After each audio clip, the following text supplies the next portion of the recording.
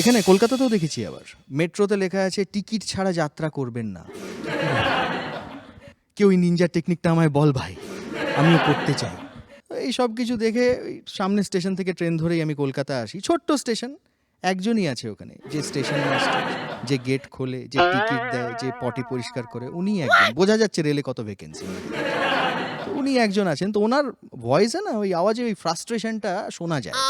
Important announcement, platform line থেকে through train যাবে, দূরত্ব বজায় রাখুন, খুব ইম্পর্টেন্ট, খুবই ইম্পর্টেন্ট। কাকু আপনার কনভিন্সিং এর জন্য আপনাকে দুবার বলবে।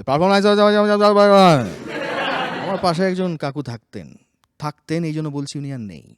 উনি প্রত্যেক দিন প্ল্যাটফর্মে পরিষ্কার হতে যেতেন সকাল সকাল, একটা জল রেখে বসেছেন, অ্যানাউন্সমেন্ট প্ল্যাটফর্ম। উনি ভাবছেন ওনাকে হেল্প করছে কেউ প্রেশারের জন্য। ট্রেন এলো, কেটে গেল।